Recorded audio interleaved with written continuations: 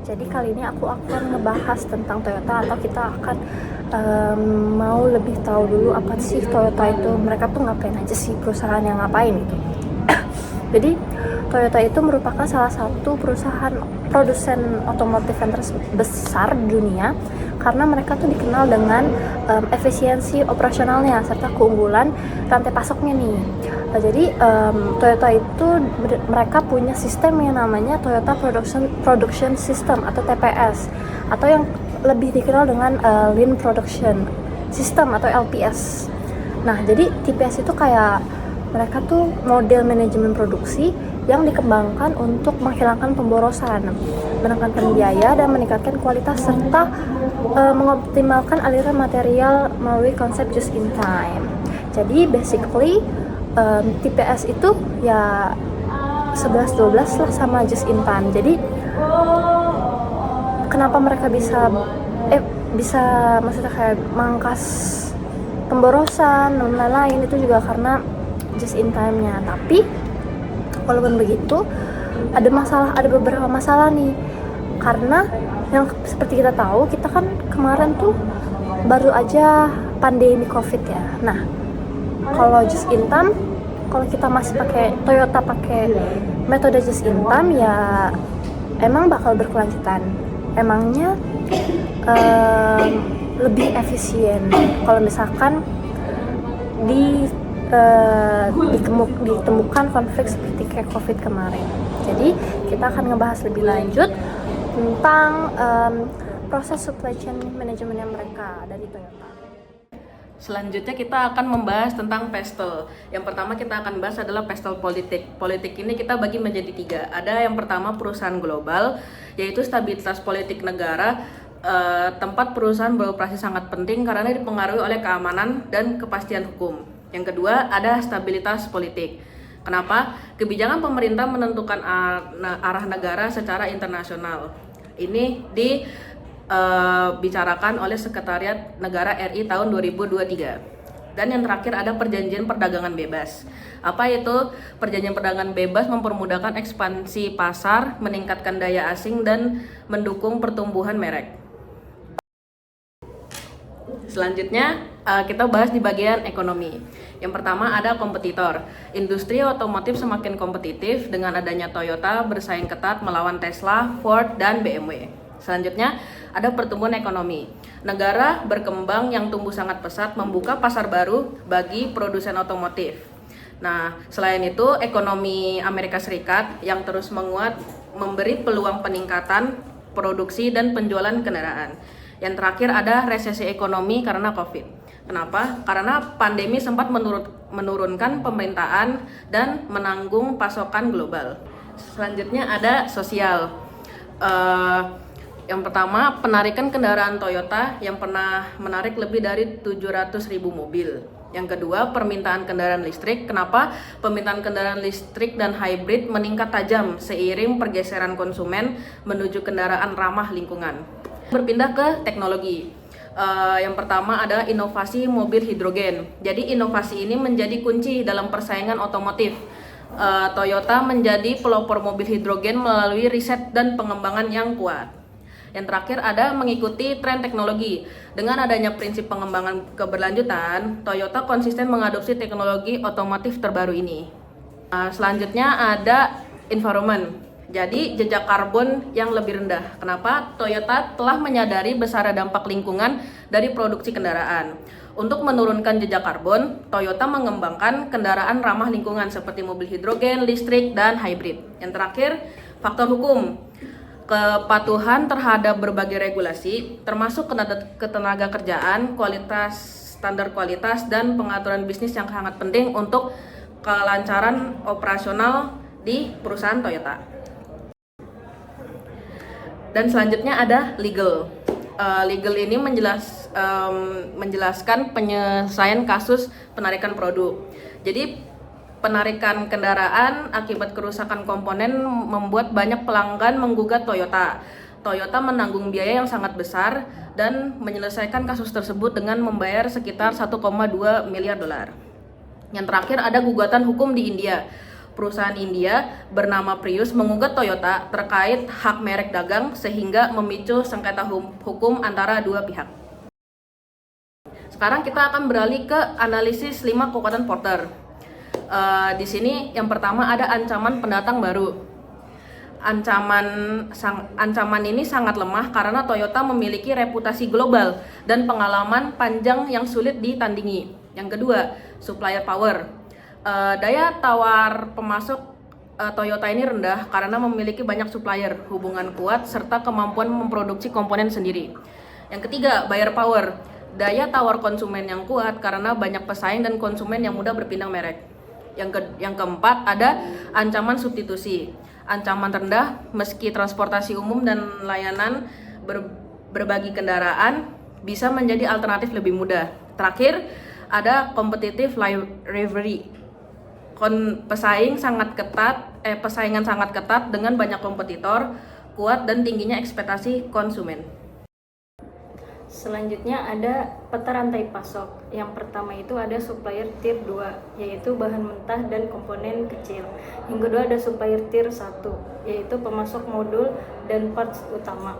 Yang ketiga ada logistik dan transportasi. Terus yang keempat ada pabrik perakitan, yaitu manufacturing dan assembly. Yang kelima ada distribusi regional. Terus yang keenam ada dealer dan after sales. Yang ketujuh ada konsumen akhir. Nah, Toyota juga menerapkan sistem Kanban dan just in time untuk memastikan komponen diproduksi sesuai kebutuhan sehingga persediaan tetap rendah namun produksi tetap berjalan dengan optimal. Lalu ada identifikasi strategi rantai pasok yang digunakan. Yang pertama ada Lean, yaitu Toyota sejak lama menerapkan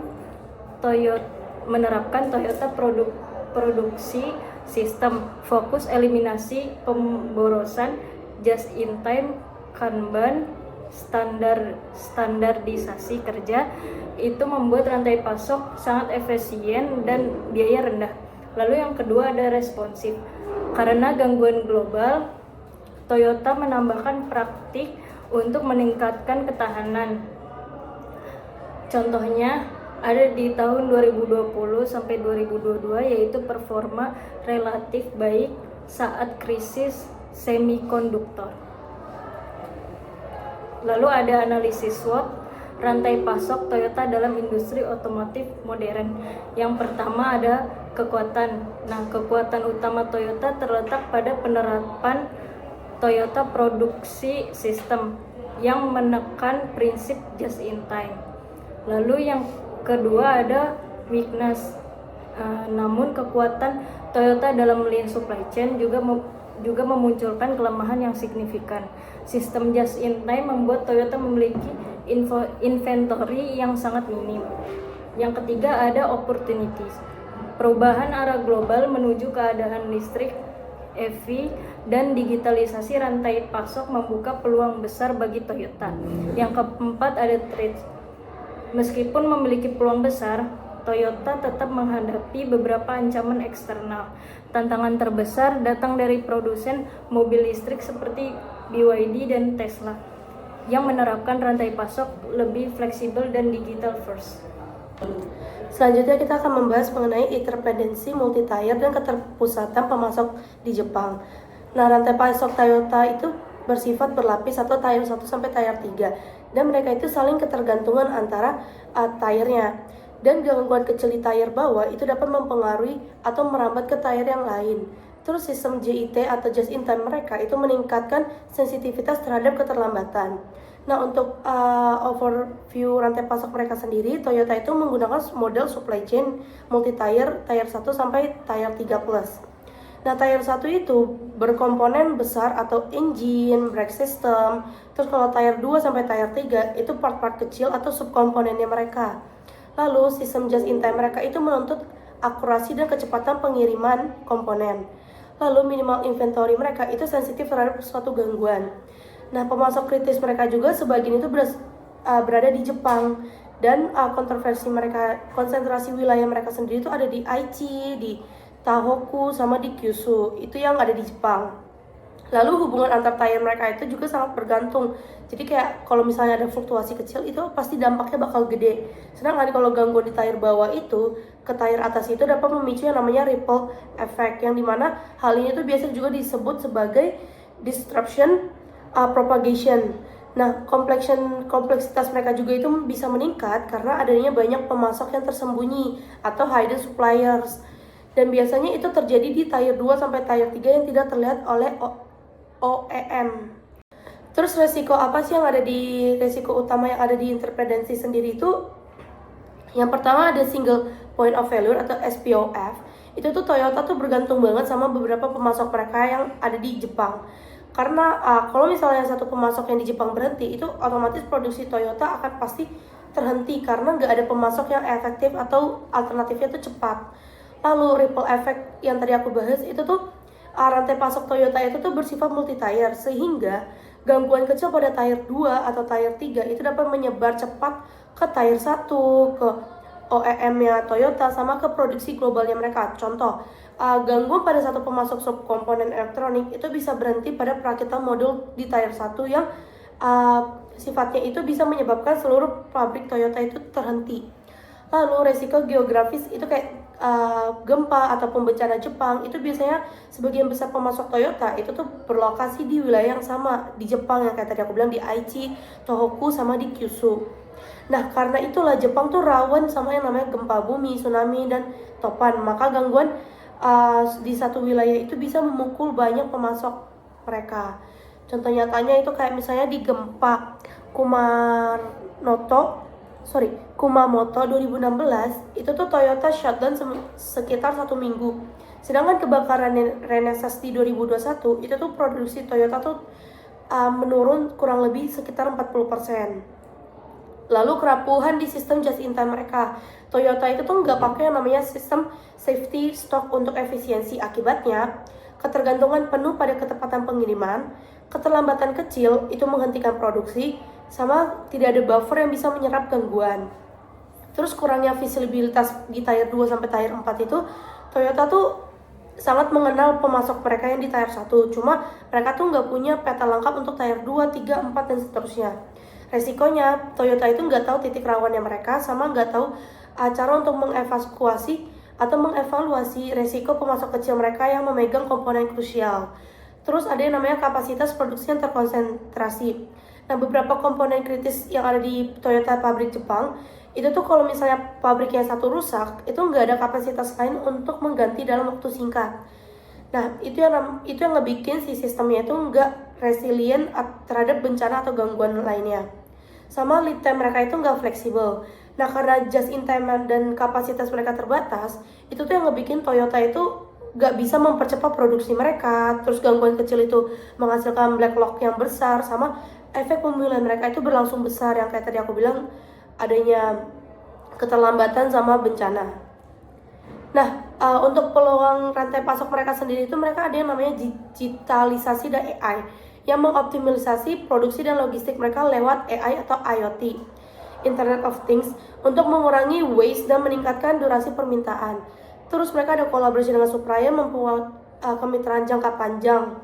Terus diversifikasi sumber bahan, itu tuh mengurangi resiko ketergantungan dengan memperluas pemasok global mereka dan lokalnya mereka juga. Green supply chain itu yang meningkatkan peluang dan permintaan keadaan ramah lingkungan dan sistem logistik yang rendah emisi. Terus pengembangan EV dan baterai supply chain, itu tuh Toyota tuh memperluas kolaborasi dalam baterai mereka, material penting, dan teknologi elektrifikasi. Terus ada lean and just in time yang lebih adaptif. Itu tuh potensi efisiensi lebih besar dengan menggabungkan JT dan buffer. Terus ekspansi ke pasar Asia itu pertumbuhan industri otomotif Asia Tenggara dengan membuka peluang yang lebih meningkatkan kapasitas mereka dan jaringan mereka. Oke, selanjutnya saya akan menjelaskan terkait rekomendasi strategi.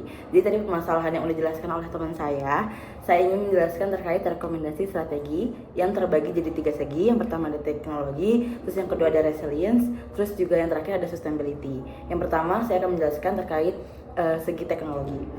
Yang pertama itu ada digital twin end to end. yang dimana membuat model virtual seluruh rantai pasok dari tier 1 sampai tier 3 yang selalu update secara real time. Toyota juga bisa simulasi gangguan seperti krisis semikonduktor, bencana alam, atau keterlambatan pengiriman, sehingga bisa merencanakan strategi mitigasi sebelum terjadinya permasalahan. Lalu yang kedua ada AI atau machine learning untuk demand forecasting, yang dimana memproses data historis penjualan, tren hybrid, kondisi geopolitik dan ekonomi untuk memprediksi permintaan komponen. Hasilnya, Toyota bisa menyesuaikan produksi dan stok lebih cepat, mengurangi resiko overstock atau understock sampai 30-50%. Selanjutnya ada IoT untuk visibility real time, yang dimana sensor dipasang pada komponen kritis untuk memonitor lokasi, kondisi transportasi, suhu penyimpanan, dan potensi keterlambatan. Data ini langsung masuk ke dashboard SCM Toyota, sehingga tim manajemen dapat mengambil keputusan cepat untuk mencegah bottleneck, terutama pada tier 2 dan tier 3. Lalu selanjutnya ada blockchain untuk traceability bahan baku, yang dimana setiap batch bahan baku baterai EV dicatat dari tambang sehingga produk akhir, termasuk sertifikasi etis dan jejak karbon. Hal ini meningkatkan transparansi, mengurangi resiko fraud, dan memastikan kepatuhan terhadap regulasi global. Selanjutnya, dari segi resilience, yang pertama ada diversifikasi pemasok Cina plus 1 strategi. Toyota menambah pemasok dari ASEAN, Amerika Serikat, dan Eropa untuk mengurangi ketergantungan pada Jepang dan Cina. Strategi ini meningkatkan fleksibilitas dan menurunkan resiko gangguan produksi global.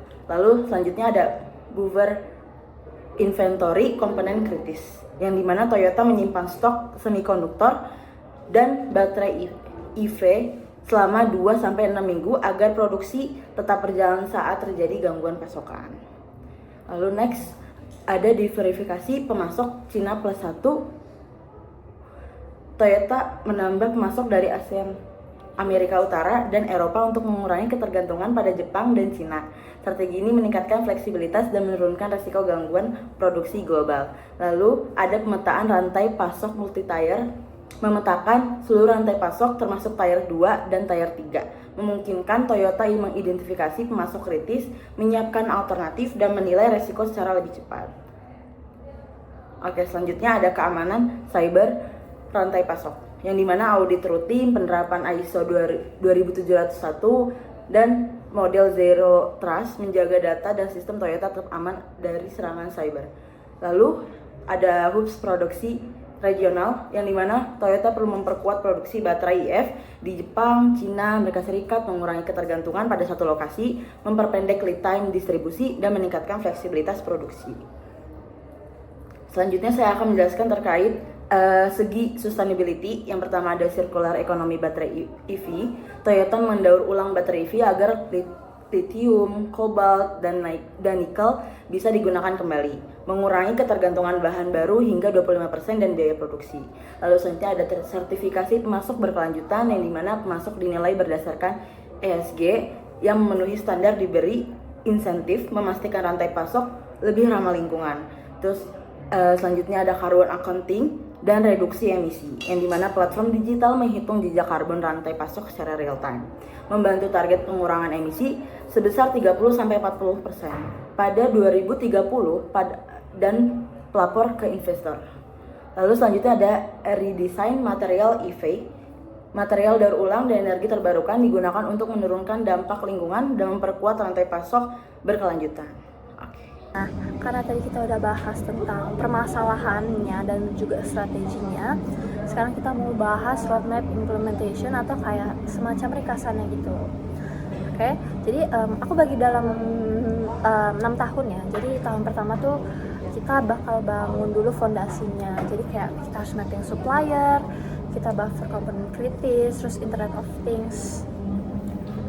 of Things, early warning awal, terus audit keamanan cyber, juga persiapan data AI. Terus tahun kedua kita bakal digitalisasi tahap awal, jadi kayak Internet of Things yang berhubungan dengan AI kita bakal lebih kembangin lagi, terus juga blockchain nggak lupa juga, Terus China plus one, kayak kita seleksi pemasok nih, kita tuh bagusnya ngambil pemasok tuh dari mana, jangan sampai cuman satu tempat doang, tapi juga jangan sampai terlalu banyak pemasok. Habis itu draft design digital twin. Terus tahun ketiga kita ada integrasi sistem, jadi kayak ini bakal works nggak kalau misalkan kita semua gabungin, atau kayak kita bakal kewalahan gak nih. Nah, jadi kayak Internet of Things kita perluas, blockchain, terus zero trust security, digital twin awas, dan lain-lain. Ada plot green logistik juga buat ngurangin emisi karbon dan lain-lain. Terus di tahun keempat kita ada transformasi nih. Jadi kita digital twin regional, blockchain lebih lengkap, bangun fasilitas recycling baterai buat tadi, bantu buat ngurangin emisi karbon. Habis itu juga uji aman low emission, dan ini pokoknya transformasi itu ya kita fokus kayak lebih lebih nurunin emisi karbon gitu. Habis itu scale up global, jadi kayak ya kita harus integrasi AI. Jadi kayak AI tadi kita udah ngumpulin datanya, terus Internet of Things, twin digital, habis itu blockchain, kita semua harus kita coba satuin gitu. Habis itu pilot daur ulang baterai, habis itu ekspansi green logistik, material EV daur ulang. Ini juga lebih fokus ke dalam kayak kita tuh kedepannya mau lebih lebih green lah, lebih green. Kita mau dilihat sebagai perusahaan yang green gitu. Habis itu yang tahun terakhir baru implementasi penuh.